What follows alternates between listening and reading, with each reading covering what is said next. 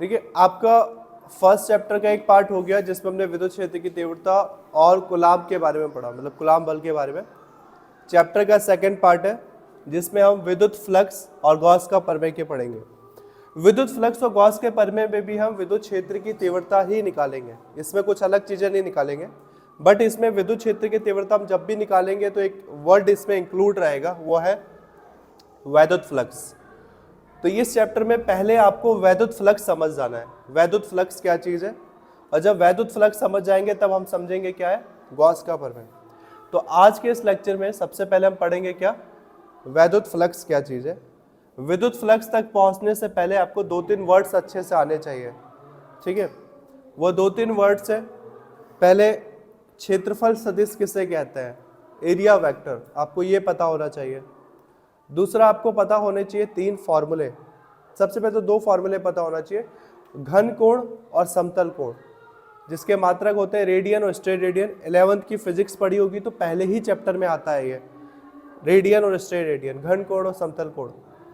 अगला आपको पता होना चाहिए इस चैप्टर को स्टार्ट करने से पहले 3 अलग अलग फॉर्मूले, जिसको कहते हैं आवेश घनत्व, रेखीय आवेश घनत्व, पृष्ठीय आवेश घनत्व और आयतन आवेश घनत्व। ये 3 फॉर्मूले आपको पता होने चाहिए, तब आप ये चैप्टर का स्टार्टिंग करोगे ऑफिशियली, और देन हम पढ़ेंगे विद्युत फ्लक्स क्या है। तो क्या क्या पढ़ना है, सबसे पहले हमें पढ़ना है एरिया वेक्टर क्या है।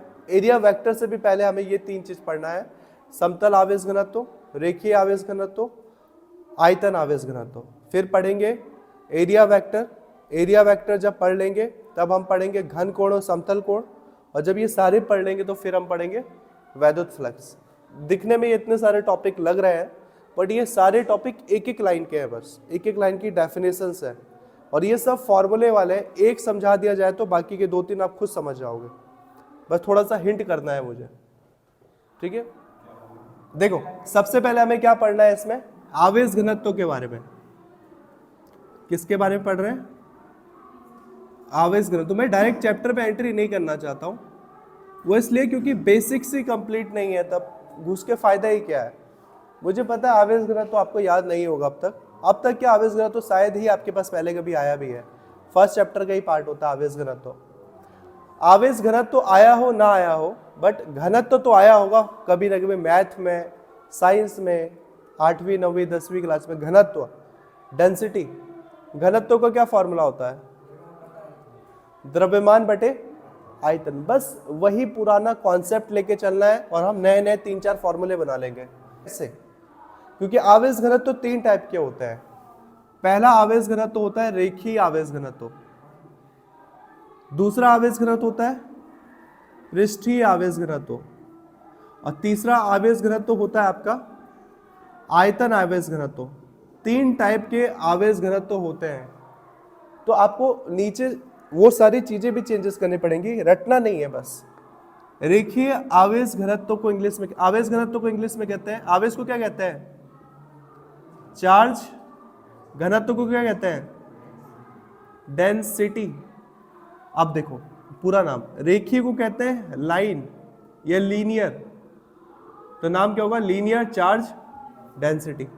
पृष्ठ को कहते हैं एरियल, एरियल चार्ज डेंसिटी, या फिर बोल सकते हो सरफेस, इसका अच्छा वर्ड है सरफेस, सरफेस चार्ज डेंसिटी, या फिर एरियल चार्ज डेंसिटी भी कह सकते हो। आयतन को क्या कहते हैं इंग्लिश में वॉल्यूम, तो इसका नाम होगा वॉल्यूम चार्ज डेंसिटी। मैंने इसे इंग्लिश में क्यों ट्रांसलेट किया, क्योंकि एक तरीका है, ये हिंट हो गया आपके लिए कि फॉर्मूला कैसे आप निकालोगे। फॉर्मूला निकालने का एक हिंट आपको यहां से मिल जाएगा। घनत्व बराबर क्या है, द्रव्यमान बटे आयतन, और ये घनत्व नहीं है, ये आवेश घनत्व है, तो आवेश घनत्व बराबर द्रव्यमान की जगह आपको क्या लिख देना है आवेश बटे आयतन। अब यहाँ पे आयतन आएगा क्या आएगा वो हम डिसाइड करेंगे, सॉरी आवेश बटे आयतन। तो देखो अगर हम रेखीय आवेश घनत्व पढ़ रहे हैं तो इसका मतलब क्या है, रेखीय आवेश घनत्व का मतलब है कि सपोज एक छोटा सा तार है, छोटा या लंबा जैसा भी हो, एक तार है। तार क्यों, क्योंकि तार रेखा की तरह होता है, लाइन की तरह होता है ना तार, तो तार लाइन की तरह होता है, रेखा की तरह होता है, और तार पर आवेश है। इस तार पर जो आवेश है वो सपोज कर लो आप कितने आवेश है, कितने कूलाम का आवेश है इस तार पे, Q कूलाम का आवेश है, प्लस Q माइनस Q कुछ भी हो सकता है। तार पर Q आवेश है तो इस तार पर आवेशों का घनत्व तो कितना होगा, क्योंकि ये तार रेखीय फॉर्म में होता है इसलिए इसके घनत्व को हम रेखीय आवेश घनत्व कहेंगे। अगर कोई लोहे की या स्टील की ऐसी सीट है जिसमें लंबाई और चौड़ाई दोनों हो, तब इस आवेश घनत्व को कहेंगे पृष्ठीय आवेश घनत्व। ठीक है, जब लाइन हो तो उसको रेखीय आवेश घनत्व कहेंगे, जब पृष्ठ में हो मतलब लंबाई और चौड़ाई दोनों हो तब हम इसको पृष्ठीय आवेश घनत्व से निकालेंगे। और जब गोला हो, गोले की खासियत क्या होती है, गोला एक 3D आकृति होती है, लंबाई चौड़ाई ऊंचाई तीनों चीज इसमें होती है। या फिर गोले का क्या होता है सबसे मेन, आयतन। गोला होता है, बेलन होता है, बेलन का भी आयतन होता है। ठीक है, गोले का होता है। और किस किस चीज का आयतन निकाला है आपने, जिस भी चीज का घनाभ, जिस चीज का भी आयतन निकाला है। तो अगर आपको स्ट्रक्चर ऐसा दिया गया है, लाइन के रूप में दिया है, तब आप यूज करोगे रेखीय आवेश घनत्व का। स्ट्रक्चर में आपको ऐसा कोई आयताकार सीट दिया हुआ है जिसमें सिर्फ लंबाई और चौड़ाई है, तब आप यूज करोगे पृष्ठीय आवेश घनत्व का। लंबाई में गोला या बेलन दिया है, आपको गोला दिया है या फिर आपको दिया है क्या, आपको बेलन दिया है या शंकु दिया है, तब आप कौन सा आवेश घनत्व यूज करोगे, आयतन आवेश घनत्व। फॉर्मूला देखो कैसे आएगा। तो सबसे पहला है आपके पास रेखीय आवेश घनत्व। तो रेखीय आवेश घनत्व बराबर हो जाएगा, हर आवेश घनत्व में ऊपर आवेश रहेगा ही रहेगा, आवेश बटे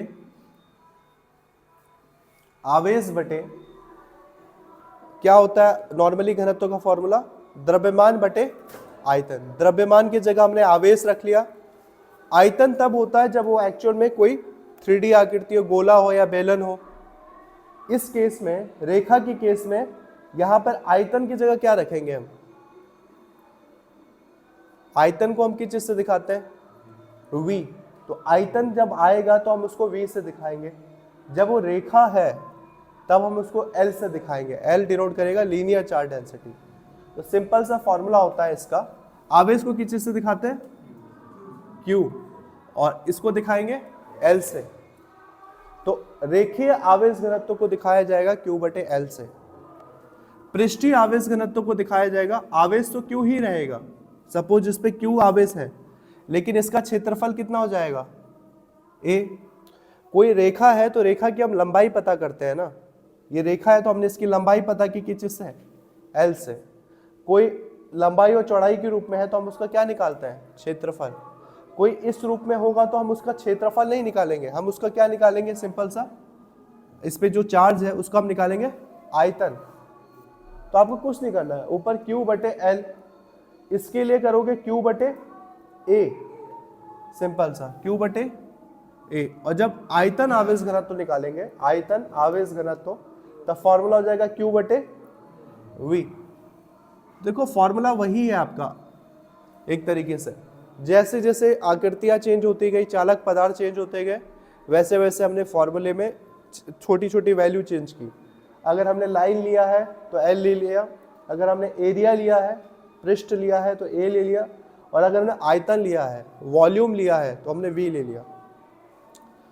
रेखीय आवेश घनत्व को दिखाया जाता है लैम्डा से, जिसके लिए ये लैम्डा वर्ड पहली बार आ रहा है वो देख लो, इसे लैम्डा पढ़ते हैं, ये ऐसा होता है, ये लैम्डा उल्टा वाई।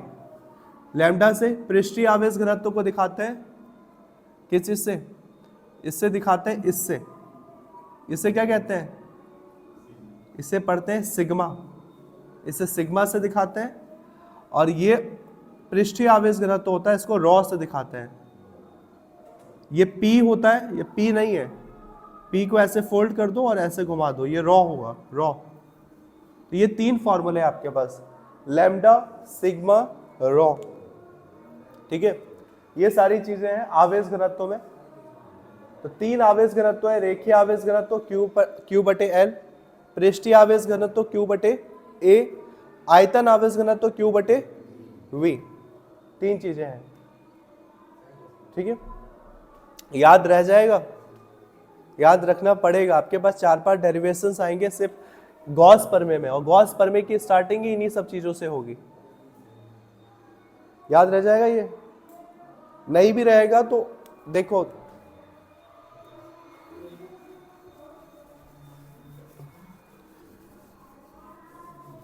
एकदम सिंपल है, बस कॉमन सेंस यूज करो अपना।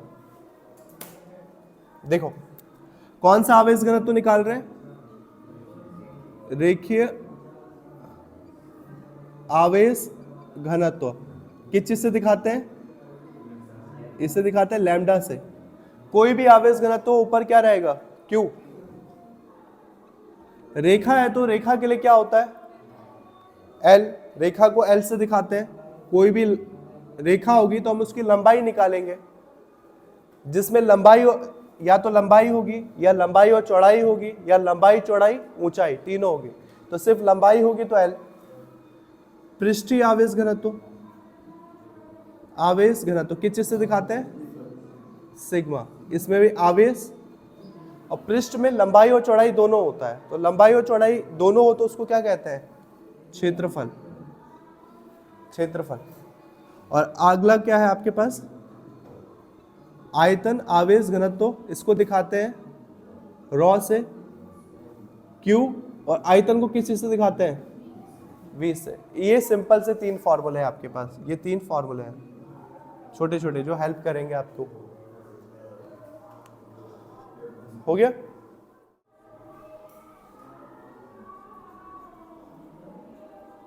लिख रहा हूं आगे, समतल कोण तथा घन कोण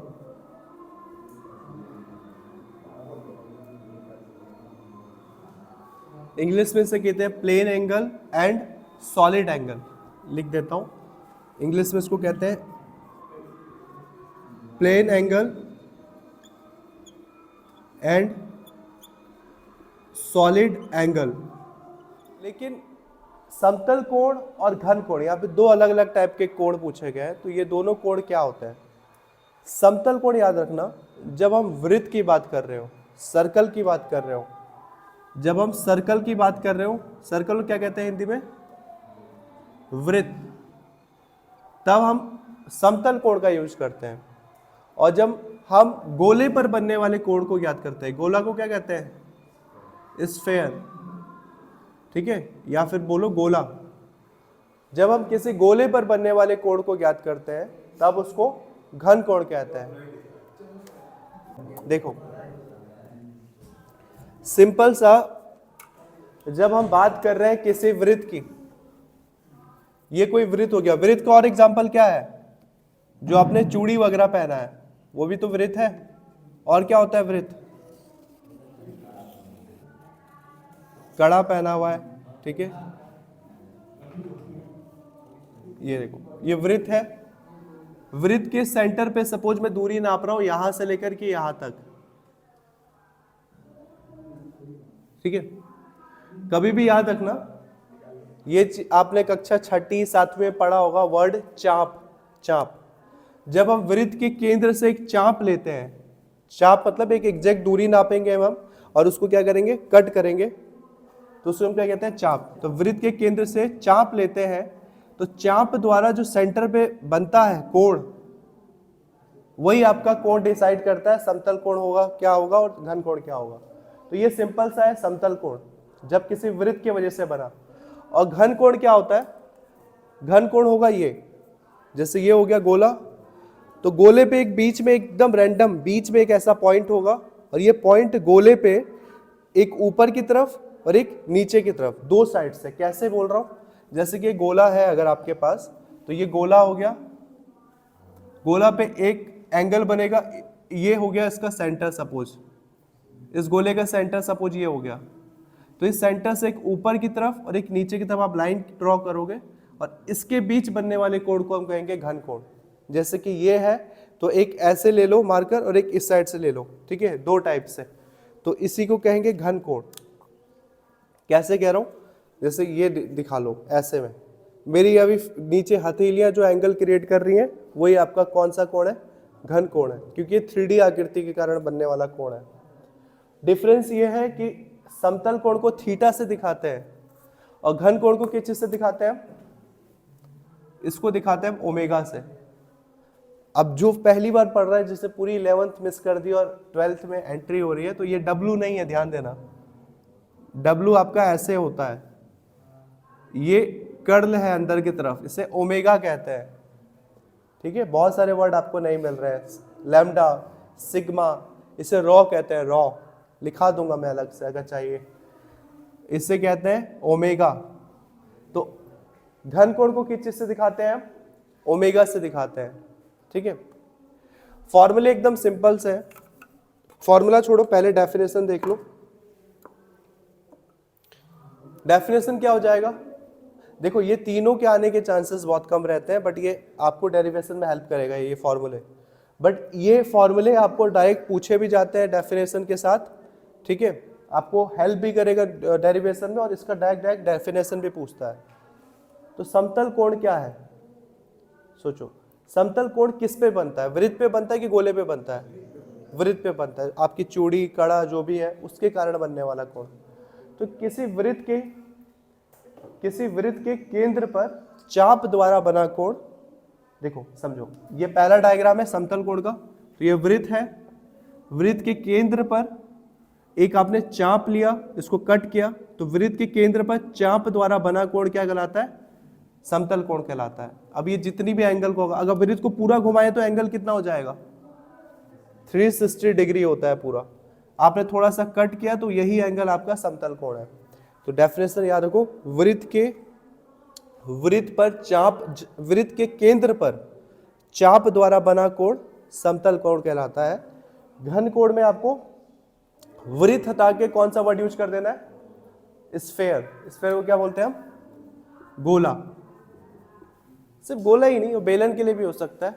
तो कह सकते हो आप, किसी गोले के केंद्र पर चाप द्वारा बना कोण कौन सा कोण कहलाता है, घन कोण कहलाता है। ठीक है, फॉर्मूले देख लो, थोड़ा सा फॉर्मूले में डिफरेंस है। देखो, समतल कोण को दिखाता है थीटा से, समतल कोण को दिखाता है थीटा से, और थीटा का सिंपल सा फॉर्मूला होता है चाप बटे त्रिज्या। ठीक है, ये मेरे को तो याद है कि मैंने कक्षा 6ठी या 7वीं में पहली बार पढ़ा था ये फॉर्मूला। थीटा बराबर कोण बराबर चाप बटे त्रिज्या, मैथ में आता था ये, कोण बराबर चाप बटे त्रिज्या। आपको भी यही लगाना है, कोण ये है, चाप इसका, चाप को आप दिखा सकते हो एस से, ठीक है, और त्रिज्या को दिखा दोगे आर से। छोटा कोण है, याद रखना, जिसने पूरी 11th मिस की है वो याद रखो, कभी भी फिजिक्स में छोटा कोई चीज आएगा, बड़ा होगा तो हम नॉर्मल ए से दिखाएंगे, छोटा होगा तो हम डी दिखा देंगे आगे, स्मॉल डी। ठीक है, उसको डिफ्रेंशिएट कर देते हैं। तो बड़ा कोण था तो थीटा, सपोज छोटा कोण निकालना है, एकदम छोटा सा एंगल निकालना है, तो उसको दिखाओगे डी थीटा। जब इसको डी थीटा करेंगे तो ये भी क्या हो जाएगा, डी एस अपॉन आर, या डेल्टा थीटा भी कर सकते हो, इसकी जगह डेल्टा लगा सकते हैं। ठीक है, या तो इसको थीटा बराबर एस अपॉन आर लिखो, या फिर इसे डी थीटा लिख रहे हो तो इसे डी एस लिखना पड़ेगा। उसका फॉर्मूला थोड़ा डिफरेंट है सॉलिड एंगल का। किस चीज से दिखाते हैं हम, क्या पढ़ते हैं हम इसको, ओमेगा। ओमेगा ओमेगा बराबर होता है, यह आएगा क्षेत्रफल ए, और इसकी त्रिज्या में वर्ग आ जाता है, स्क्वायर। और अगर ये छोटा सा घन कोण हो, तो छोटा हो तो क्या करते हैं हम, डी लगाते हैं, ये भी क्या हो जाएगा,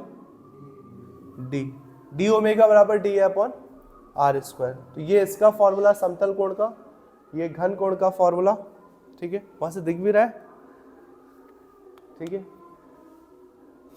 2 रो बनाने में क्या था, 2 रो बना लेते, नहीं दिख रहा है तो डेफिनेशन हो जाएगा। फिर से मैं बोल रहा हूं, एकदम सिंपल डेफिनेशन, कोई बुक का रटाए नहीं। किसी वृत्त के केंद्र पर चाप द्वारा बना कोण समतल कोण कहलाता है। किसी गोले के केंद्र पर चाप द्वारा बना कोण घन कोण कहलाता है। जब डेफिनेशन लिखोगे तो नीचे आ जाएगा फॉर्मूला। याद रखना एक और चीज, ये एक नंबर के क्वेश्चंस आपसे 11th में भी पूछे गए होंगे, 12th में भी पूछे जाएंगे। इसका मात्रक, घन कोण का मात्रक, इस घन कोण का मात्रक होता है स्टेरेडियन, और इसका समतल कोण का मात्रक होता है रेडियन। तो मैं लिख देता हूं, इसका मात्रक होता है, आपने 11th पढ़ा है तो पहले चैप्टर में ही आया होगा, पहले या दूसरे में, रेडियन, रेडियन। और उसका मात्रक क्या होता है, स्टेरेडियन, स्टेरेडियन। ये सिंपल सा कंप्लीट होता है आपका समतल कोण घन कोण। और इसके बाद आपके पास एक और टॉपिक हो जाएगा, वो है आपका क्षेत्रफल सदिश। टाइम है हमारे पास, हम उसके बाद क्षेत्रफल सदिश पढ़ने के बाद सीधा आएंगे इस पे वैद्युत फ्लक्स पे। वैद्युत फ्लक्स कंप्लीट करेंगे, देन फिजिक्स कंप्लीट करेंगे। ओके, देखो आपके पास अगला जो टॉपिक है वो लिखना नहीं है, वो समझना है बस। उसका डेफिनेशन डुफिनेशन पूछेगा नहीं कभी भी, बस समझना है। ये वर्ड आपके पास पूरे चैप्टर में रिपीट होगा, इससे कहेंगे एरिया वेक्टर। एरिया को हिंदी में क्या कहते हैं, एरिया को क्षेत्रफल, और वेक्टर को क्या कहते हैं, सदिश। वेक्टर सदिश क्या है, एरिया वेक्टर, ठीक है, या क्षेत्रफल सदिश बोले या एरिया वेक्टर बोलो, ये रटना नहीं है, ये समझने वाली चीज है, सिंपल। एक आपको एरिया दिया होगा, एरिया मतलब पृष्ठ, और इस पृष्ठ पे आपको क्षेत्रफल सदिश दिखाना है कि मेरी हथेली सपोज एक पृष्ठ है, ये एक स्टील का टुकड़ा है, इस पर आवेश है, तो आवेश के कारण इस पे क्षेत्रफल सदिश क्या है, तो सिंपल है, क्षेत्रफल सदिश हमेशा पृष्ठ के लंबवत निकलता है। लंबवत मतलब 90 डिग्री के एंगल बनाते हुए। अगर ये पृष्ठ है, ठीक है, आशीर्वाद नहीं दे रहा हूँ, तथास्तु टाइप का, ये है अगर, तो इसका एरिया वेक्टर एकदम बाहर की तरफ होगा। जैसे जैसे मैं इस पृष्ठ को घुमाते जाऊंगा, इसका एरिया वेक्टर भी उसके साथ साथ घूमता रहेगा, लेकिन एंगल हमेशा कितना बनेगा, 90 डिग्री का। ये नीचे आ गया तो इसका एरिया वेक्टर कहाँ आ गया, नीचे की तरफ। ये समझने वाली चीज है बस। अगर ये पृष्ठ हल्का सा तिरछा हो गया, ये ऐसे में हल्का सा तिरछा हो गया, तो इसका एरिया वेक्टर भी इसके साथ साथ क्या हो जाएगा, तिरछा, लेकिन एंगल हमेशा कितना बनेगा, 90 डिग्री। क्या पूछो, दोनों साइड एरिया वेक्टर ऐसे, समझ गए। अब क्योंकि हम ऐसा डायग्राम ड्रॉ नहीं करते, आएगा एक दो जगह आएगा गॉस थ्योरम में, जिसमें हम आगे और पीछे दोनों साइड के डायग्राम को देखेंगे। तो एरिया वेक्टर ऐसा हुआ आपका, पृष्ठ के इधर है,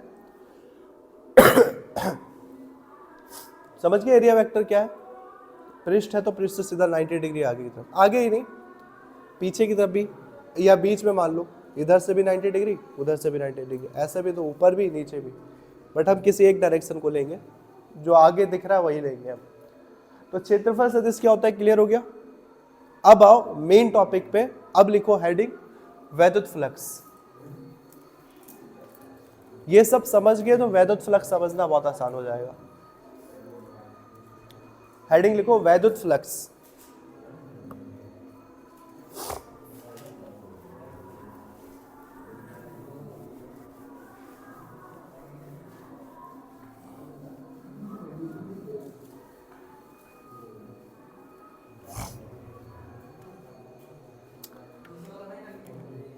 नहीं, ये चैप्टर का नाम लिखा होगा ना, मतलब स्टार्टिंग में। अब बस हेडिंग ये लिखो विद्युत फ्लक्स। विद्युत फ्लक्स हेडिंग डालो। इंग्लिश में क्या कहेंगे आप इसको, इलेक्ट्रिक फ्लक्स।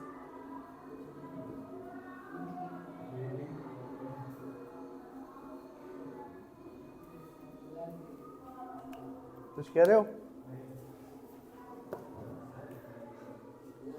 देखो इलेक्ट्रिक फ्लक्स क्या होता है, एक विद्युत क्षेत्र लेते हैं हम।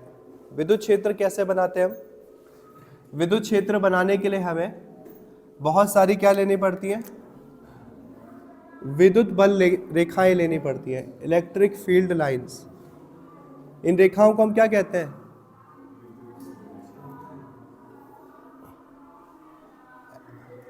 जब ये सिंगल लाइन हो तो उसको विद्युत बल रेखा कहते हैं, इलेक्ट्रिक फील्ड लाइन। और जब ये सारी रेखाएं एक साथ हो, एक ग्रुप में हो, तब हम इसी को कहते हैं विद्युत क्षेत्र। सिंपल सा इलेक्ट्रिक फ्लक्स कि किसी विद्युत क्षेत्र में आपको एक पृष्ठ लेना है, पृष्ठ, ये पृष्ठ होना चाहिए बंद, और ये जो भी पृष्ठ लेंगे ये एक्चुअल में एग्जिस्ट नहीं करता है, ये बस हम डेरिवेशन को या प्रॉब्लम को सॉल्व करने के लिए अपनी तरफ से लेते हैं। एक्चुअल में ये नहीं होता है कि विद्युत क्षेत्र में वो पृष्ठ एक्चुअल में उपस्थित नहीं है। तो कभी भी विद्युत क्षेत्र में एक बंद काल्पनिक पृष्ठ लेते हैं। पृष्ठ कैसा होना चाहिए?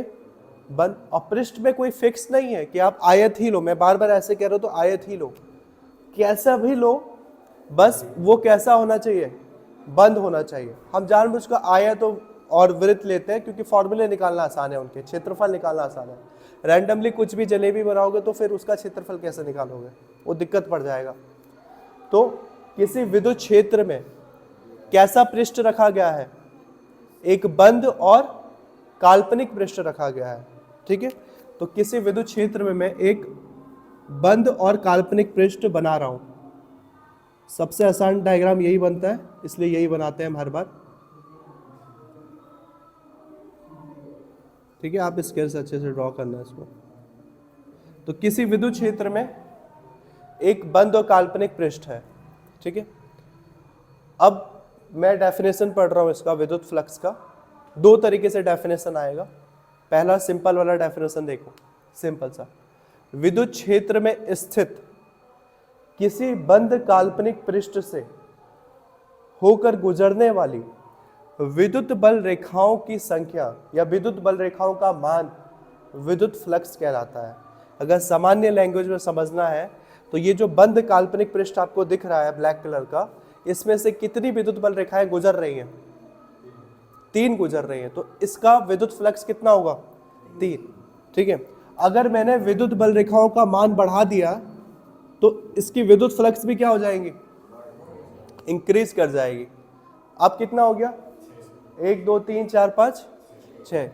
तो सिंपल सा डेफिनेशन दिमाग में रखो, एक एक वर्ड मिस नहीं कर सकते, 2-3 वर्ड इसमें आएंगे। बंद काल्पनिक पृष्ठ, ये वर्ड इसमें बहुत जरूरी है। तो किसी विद्युत क्षेत्र में स्थित बंद काल्पनिक पृष्ठ से होकर गुजरने वाली विद्युत बल रेखाओं का मान विद्युत फ्लक्स कहलाता है। सुनो, किसी विद्युत क्षेत्र में स्थित पृष्ठ, कैसा पृष्ठ है? बंद व काल्पनिक पृष्ठ या बंद काल्पनिक पृष्ठ से होकर गुजरने वाली, कौन गुजर रही है इनमें से? विद्युत बल रेखाएं।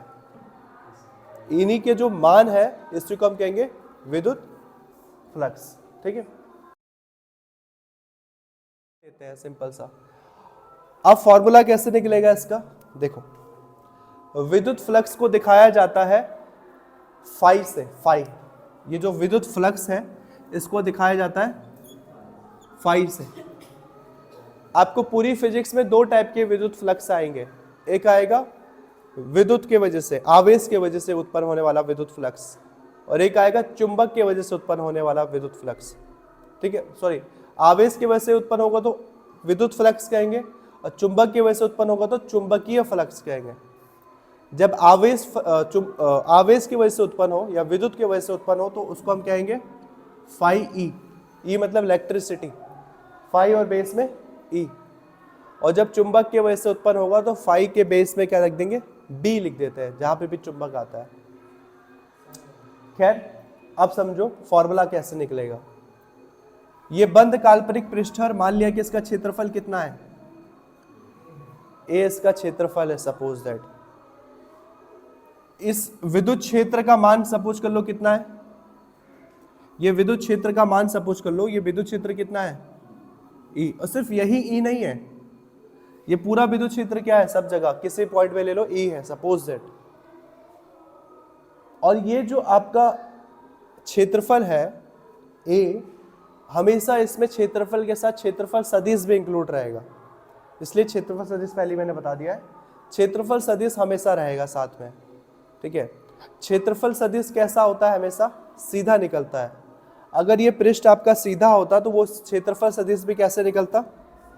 सीधा निकलता।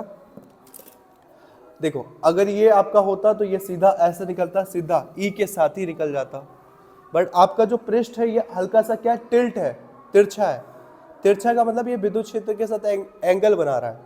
ठीक है, आप चाहो तो और ज्यादा तिरछा करके डायग्राम बना सकते हो। ये सीधा ना होकर के थोड़ा सा तिरछा है, तो इसका विद्युत, ये जो क्षेत्रफल सदिश होता है इसको मैं थोड़ा सा कहाँ ले जा सकता हूँ, ऊपर की तरफ। सपोज ये डायग्राम थोड़ा तिरछा है, आपने जो पृष्ठ लिया वो तिरछा है, तो उसका क्षेत्रफल सदिश कहाँ चल जाएगा, ऊपर की तरफ। और विद्युत क्षेत्र तो हमेशा ये दिख ही रहा है, सीधा जा रहा है।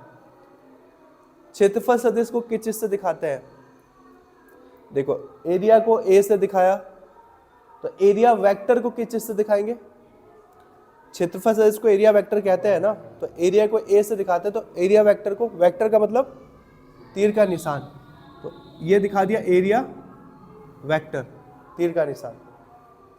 और इनके बीच जो एंगल बनेगा वो होगा आपका सपोज थीटा। थीटा कोण है किसके बीच, विद्युत क्षेत्र के बीच और क्षेत्रफल सदिश के बीच, क्या बोल रहे हो, हाँ एरिया वेक्टर के बीच, ई और ए के बीच आपका एंगल है थीटा। तब आपका क्या फॉर्मूला बनेगा, देखो डेफिनेशन सिंपल सा है, फॉर्मूला थोड़ा टेक्निकल है और एक दो लाइन में ही समझ जाओगे, पहले करने दो इसको पूरा। तो फाई ई बराबर क्या हो जाएगा,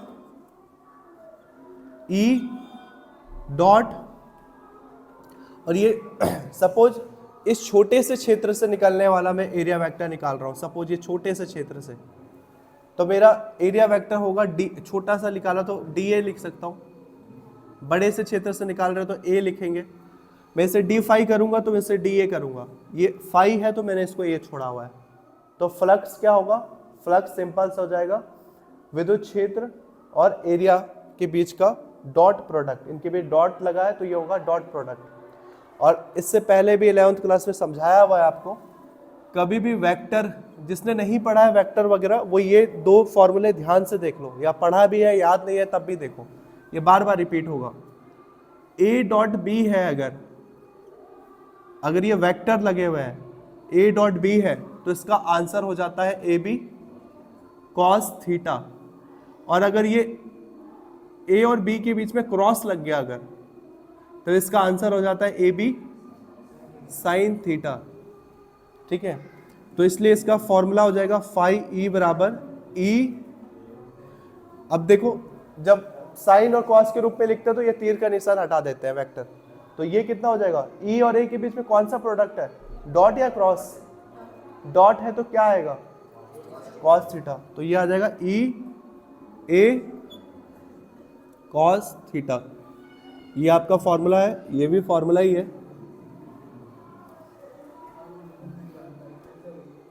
लिख लें इसके बारे में।